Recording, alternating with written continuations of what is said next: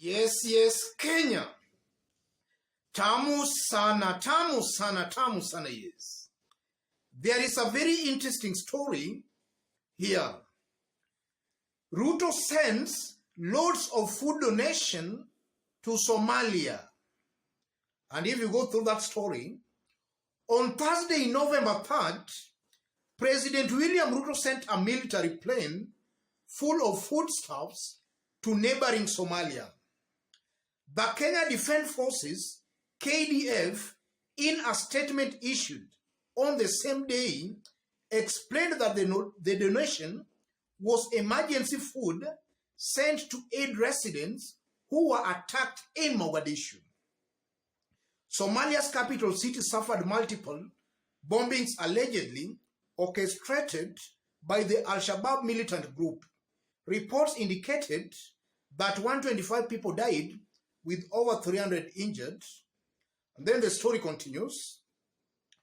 We feel the pain that our brothers and sisters in Somalia are feeling, and we are grateful to President William Ruto for this initiative, which will help alleviate the suffering of our neighbors, Kangede stated. And then it continues. The story continues.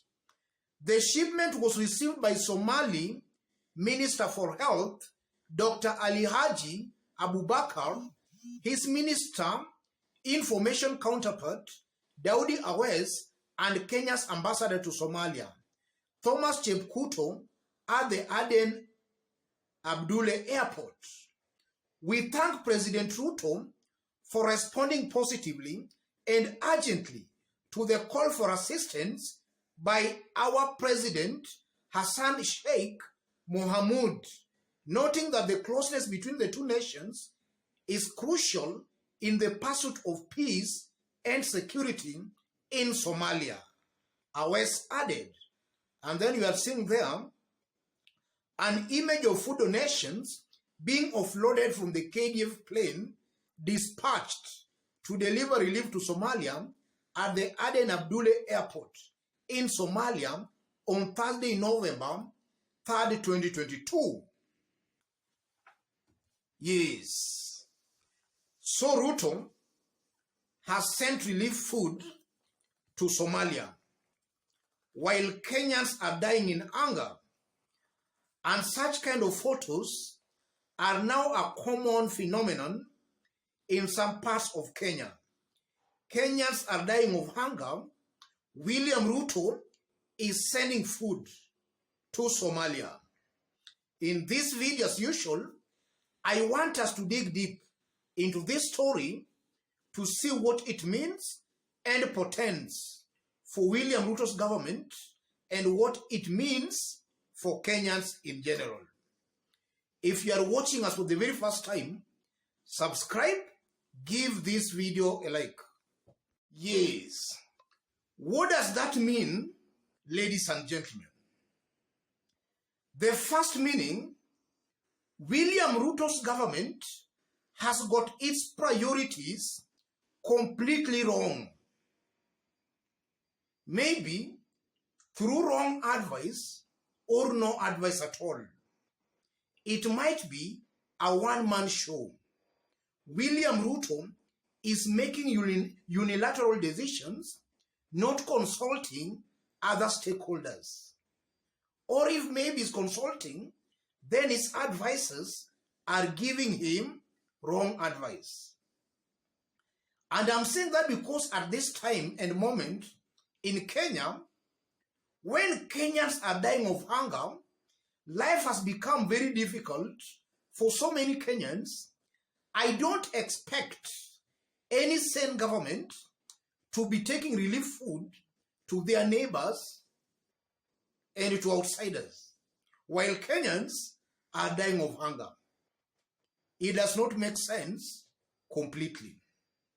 So it's either a one-man show where William Ruto is single-handedly making unilateral decisions, or his advisors are misadvising him. That's the first thing I'm seeing here. And then secondly, I don't think any sane government can behave the way William Ruto's government is behaving. It's coming out clearly to me that maybe some rogue elements in William Ruto's government are deliberately setting William Ruto against Kenyans. Because I don't think Kenyans in their sane minds will accept this. And even William Ruto's strong supporters, I don't think they will accept or condone this for long. They won't be patient with all these behaviors by William Ruto for long. They will soon start rebelling against William Ruto. So it might be possible that some elements within William Ruto's government are deliberately setting him up against Kenyans. Yes, that also comes out very clearly. It's very shocking anyway. And then the third thing I'm seeing here, that's taxpayers' money being used to buy relief food for another country. A country that just some few months ago took Kenya to the Hague-based court in the Netherlands, accusing Kenya of grabbing some part of its territory. That's the country, now taxpayers' money is being used to feed them. Taxpayers' money being used to feed that country that took Kenya to the courts, to the Hague-based courts in the Netherlands. That can lead Kenyans, rather can make Kenyans to refuse to pay taxes. And if a good number of Kenyans refuse to pay taxes, William Ruto will have no otherwise but to resign as the president. Because you cannot arrest almost everybody, or you cannot kill almost everybody, or even a quarter of the country. It's not possible. Kenyans might be forced to refuse to pay taxes. And William Ruto's government will have no option but for Ruto to resign as the president. Because it's clear he is not serving the interest of Kenyans who elected him. He is serving the interest of foreigners, Somalia and such other countries. And also closely linked to that point, I'm also seeing a very high possibility where William Ruto has got affinity to please foreigners, outsiders. And I'm saying that because already we have seen William Ruto has disbanded DCI Special Service Unit.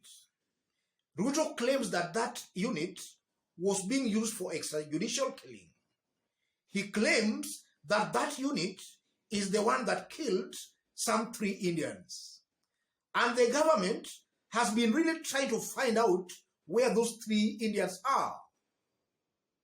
While at the same time, we are not seeing the government trying to find out who killed other Kenyans. Kenyans have been killed so many. The government is not coming out as if they are seriously trying to find out who killed those Kenyans, but we are seeing a very strong and concerted effort in trying to find out and punish those who killed the 3 Indians. On that basis alone, you are seeing a William Ruto trying very hard to please India, to please outsiders. And then in this case of relief food, you are seeing William Ruto trying very hard to please Somalia. As Kenyans are dying of hunger, William Ruto is trying to please Somalia. So I'm seeing a William Ruto who has got an affinity to please outsiders, to please foreigners. That's also something coming out very clearly. And if you look at it from another angle, we should not assume this. William Ruto is now the president. And it might be possible that William Ruto now is out of touch with the poor Kenyans, with the masses, Mama Mboga, Boda Boda. Some people might be surrounding William Ruto and they don't want William Ruto to know exactly what is happening on the ground. Because if Ruto was in touch with the masses, I don't think he could have taken food to Somalia, while in Turkana, Kenyans are dying of hunger. And also, if you look at what William Ruto has been doing in the recent days, it shows clearly he does not care about the so-called maskini, mama mboga, boda boda. Immediately took over, he removed subsidies on fuel and unga. That made life very hard for mama mboga and for boda boda. Ruto has also so far disbanded Kazi Mtani, an initiative that was employing thousands of Kenyans. Kenyans are now jobless. And at the same time, William Ruto's government intends on increasing taxes. You render people jobless, and then you want them now to pay more taxes. And even we were told just some few days ago that KRA will also be zooming on now M-Pesa transactions. You are seeing clearly William Ruto might be out of touch with the reality. As I conclude, ladies and gentlemen, if William Ruto continues this way, then it's a fact. It's just a matter of time before William Ruto faces a very big rebellion. Because this is not the first government, we have seen its citizens rebelling. William Ruto came to power on a populist platform. He promised Kenyans heaven. He's doing completely the opposite. He is not even delivering the clouds. Let me stop it there, ladies and gentlemen. And just as usual, if you want to support our channel, I've pinned my number on the comment section.